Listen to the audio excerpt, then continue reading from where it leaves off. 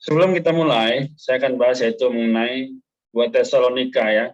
Jadi surat Paulus kepada jemaat Tesalonika yang kedua. Hal yang pertama ya, di surat yang pertama kita melihat di sini adalah pokoknya hidup kudus bagi hidup gereja, melayani Allah yang hidup, berperilaku secara kudus dan menantikan kedatangan Tuhan. Lalu yang di surat yang kedua, dia berkata bahwa dorongan dan koreksi tentang hidup kudus bagi hidup gereja. Nyata, meskipun orang-orang di Tesalonika sudah hidup kudus, tapi ada yang mau dikoreksi. Ya, jadi saudara-saudari, teman-teman, malam ini kita akan baca lagi 12 ayat sebentar ini. Nanti akan kita berikan kesempatan untuk share atau bertanya apa yang didapatkan. Baik, mari kita baca ya. Bergantian, kita boleh baca ini perikopnya bersama-sama. Ya. Pendahuluan. Ayat 1 dari Paulus, Silvanus, dan Timotius kepada jemaat orang-orang Tesalonika di dalam Allah Bapa kita dan di dalam Tuhan Yesus Kristus. Ayat 2, anugerah dan damai sejahtera dari Allah Bapa kita dan dari Tuhan Yesus Kristus menyertai kamu. Dorongan dan koreksi tentang hidup kudus bagi gereja. Dorongan hidup yang layak bagi kerajaan Allah.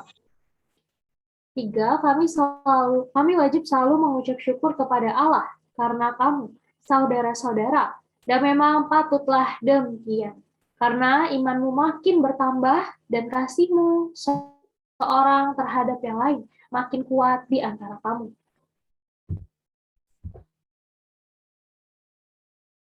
Ayat 4, boleh Kiki.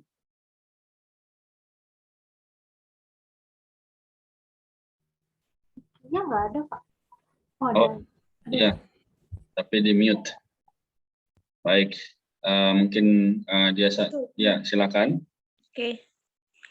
Ayat 4, sehingga dalam jemaat-jemaat Allah kami sendiri bermegah tentang kamu karena ketabahanmu dan imanmu dalam segala penganiayaan dan penindasan yang kamu derita.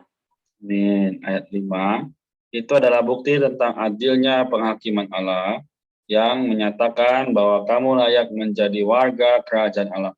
Kamu yang sekarang menderita karena kerajaan itu.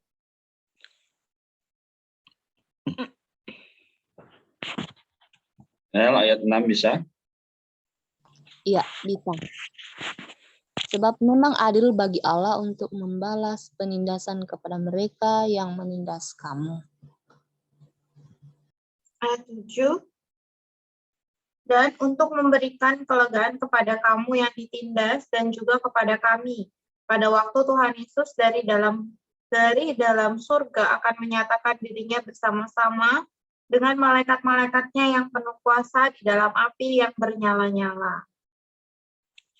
Amin. Ayat 8, dan mengadakan pembalasan terhadap mereka yang tidak mau mengenal Allah dan tidak menaati Injil Yesus Tuhan kita.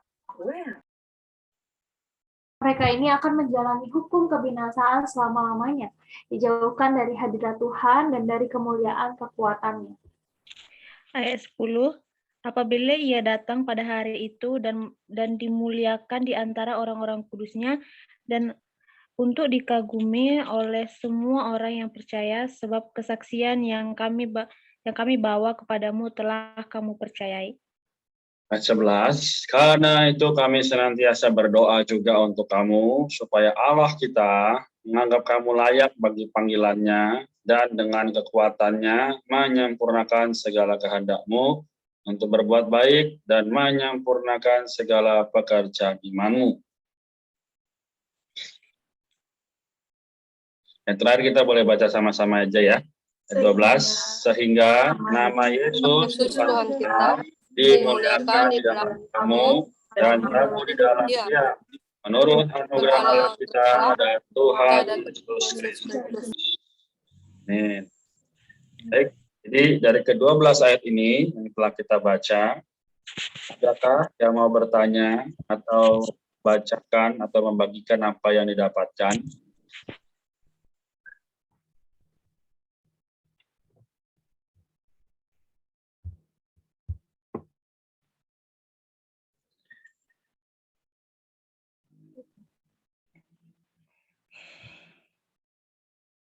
Oke, jadi puji Tuhan ya, malam ini kita kembali melihat satu perkara yang mustika.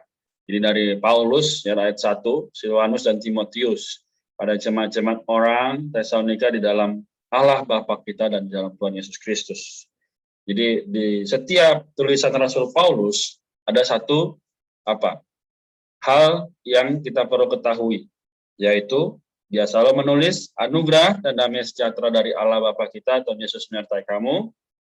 Lalu di terakhir, dia selalu menutup juga dengan hal yang sama, yaitu anugerah dan damai sejahtera dari Allah Bapa kita, dan Tuhan Yesus Kristus menyertai kamu. Ini keunikan atau ciri khas daripada tulisan Rasul Paulus.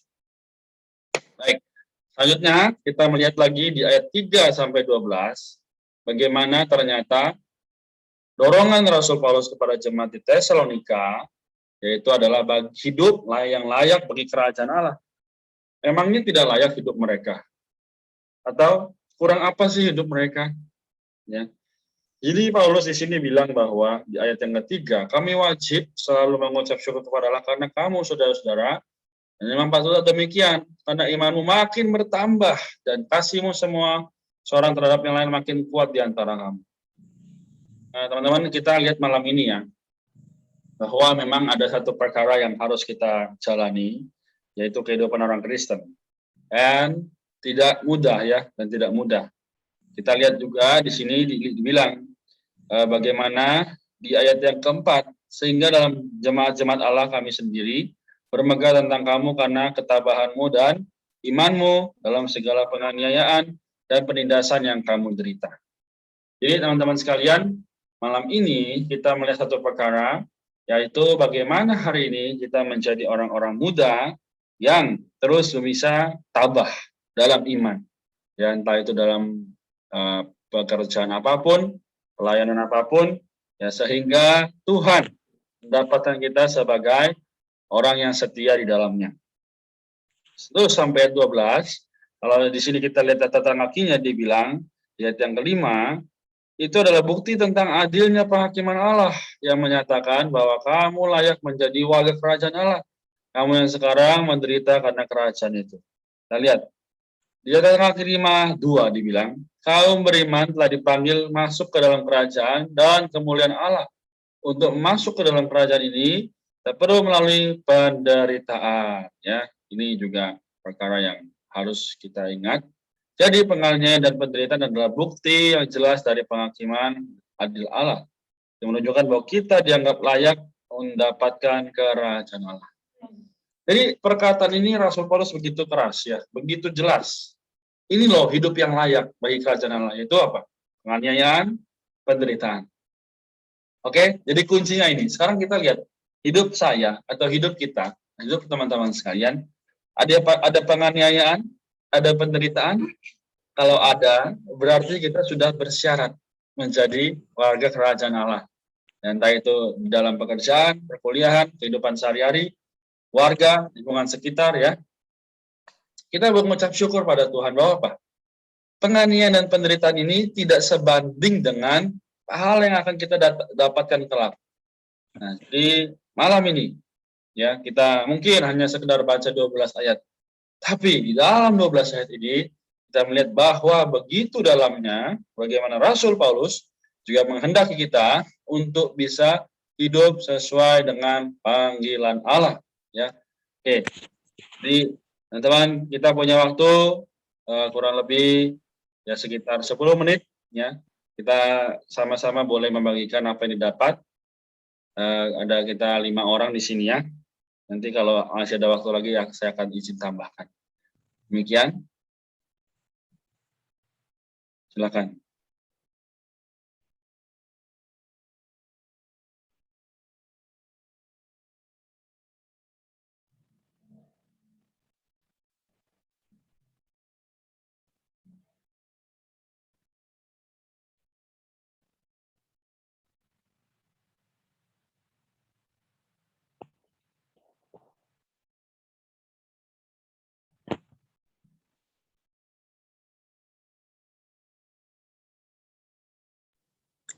Ya, puji Tuhan. Terima kasih atas kesempatan. Saya mau bahas yang ayat ketiga. Kami wajib selalu mengucap syukur kepada Allah karena kamu, saudara-saudara, dan memang patutlah demikian, karena imanmu makin bertambah dan kasihmu seorang terhadap yang lain makin kuat di antara kamu. Ayat ini juga sangat memotivasi saya, dan saya bersyukur kepada Tuhan atas kesehatan, kekuatan, dan terlebih nafas yang Tuhan telah berikan, yang Allah telah berikan kepada saya. Memang kita semua wajib bersyukur atas semua yang telah Allah berikan, dan itu semua mungkin kita patut juga imani dan makin membesarkan iman kita akan kasih karunia Tuhan Yesus atas kehidupan kita, pribadi lepas pribadi, saya pribadi, dan keluarga saya di tempat ini, keluarga saya yang jauh. Puji Tuhan, itu saya patut syukuri. Dan saya berharap apapun yang saya rencanakan, Tuhan pula memberkatinya. Terima kasih. Amin. Terima kasih. Dari Kiki, Rika, atau Aledia ada? Aku juga menikmati di ayat ketiga. Di sana dibilang, kami wajib selalu mengucap syukur kepada Allah karena kamu, saudara-saudara, dan memang patutlah demikian. Karena imanmu makin bertambah dan kasihmu seorang terhadap yang lain makin kuat di antara kamu. Di catatan kakinya itu dibilang bahwa iman dan kasih ini adalah unsur penyusun hidup kaum beriman bagi gereja. Dan iman dan kasih ini bertumbuh dan bertambah di dalam hidup Kristiani orang Tesalonika. Dan puji Tuhan, biarlah iman dan kasih ini juga menjadi unsur penyusun hidup kita. Dan biarlah juga kita bisa bertumbuh dan bertambah di dalam, biarlah iman dan kasih ini bisa terus bertumbuh dan bertambah di dalam kita. Puji Tuhan.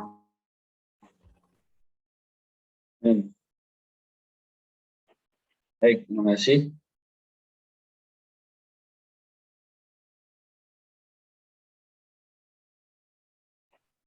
Oke. Dari Kiki atau Rika? Saya, Kak.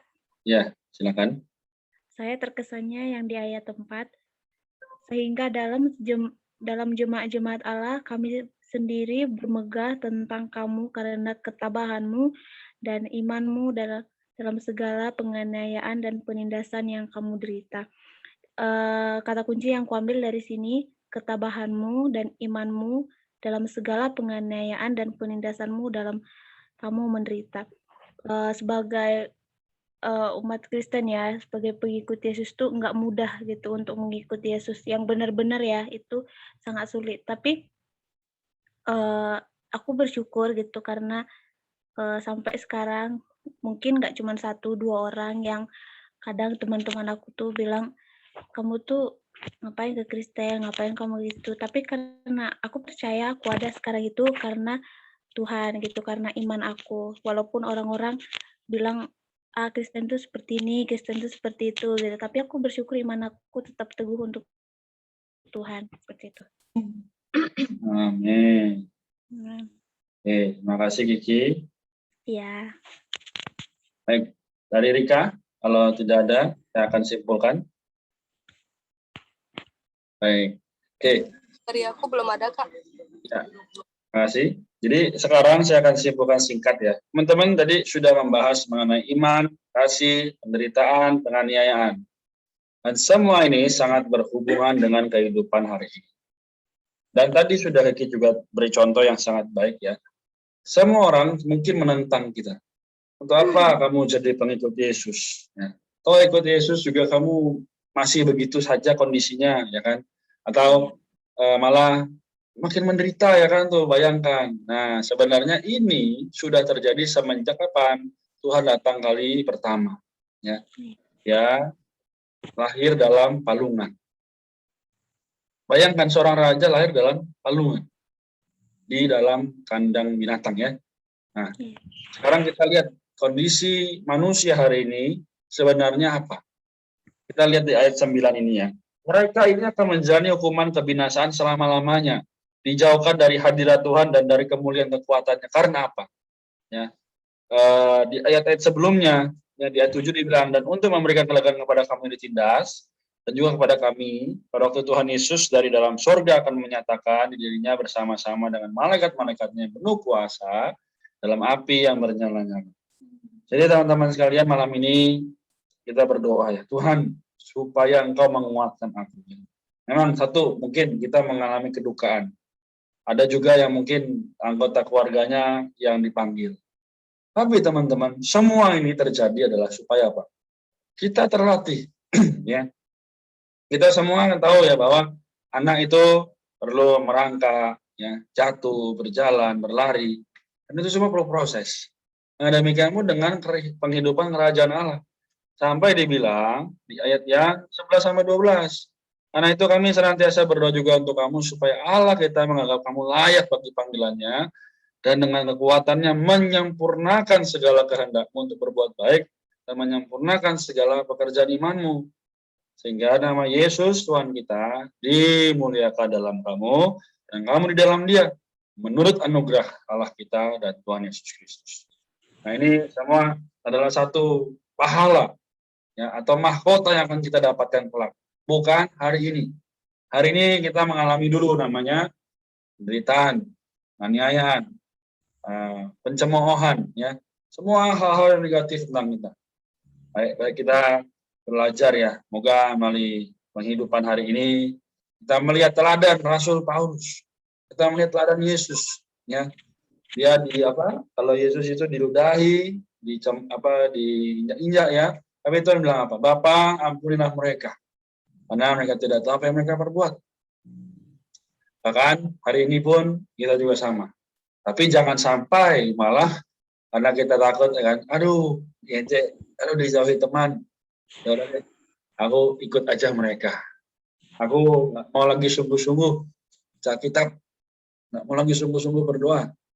Teman-teman, di dalam kesibukan kita, di dalam kesesakan kita, Tuhan akan memberikan damai sejahtera yang di batin. Ya. Kesenangan yang di luar itu terbatas. Kesenangan yang di luar itu bisa membuat kita juga jauh daripada Tuhan. Tapi kesenangan yang di batin, kita berjumpa dengan Tuhan, dengan kawan-kawan seiman, ya kita mendapatkan apa? Kemuliaan dalam Tuhan. Caranya hanya dua, mendapatkan kemuliaan dalam Tuhan atau kemuliaan di dunia. Kalau kita dapat kemuliaan di dalam dunia, kemuliaan dalam Tuhan kita nggak dapat.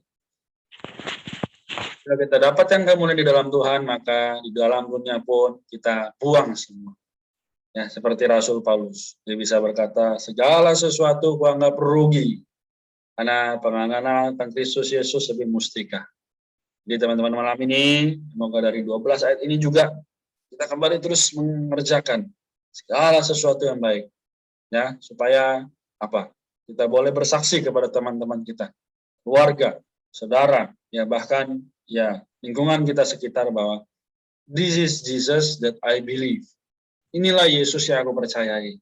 Dia tidak akan membuat aku kelaparan. Dia tidak akan membuat aku jatuh. Meskipun dalam lembah kekelaman, tapi dia tetap beserta dengan kita. Nah, inilah janji. Dan 12 ayat ini sudah menyatakannya demikian. Ini adalah prinsip hidup kerajaan. Menderita? Pasti. Dianiaya? Pasti. Tapi mau kita ikut Yesus? Itu pilihan. Ya. Amin. Amin. Saya rasa cukup sampai di sini. Jadi kita mengucap syukur pada Tuhan, ya, kasih karunia-Nya, anugerah-Nya menyertai kita semua, karena apapun yang diberikan manusia bisa habis. Tapi Allah, Dia tidak terbatas, Dia terus-menerus memberikan berkat. Amin. Puji Tuhan. Kita berdoa ya, kita tutup malam ini.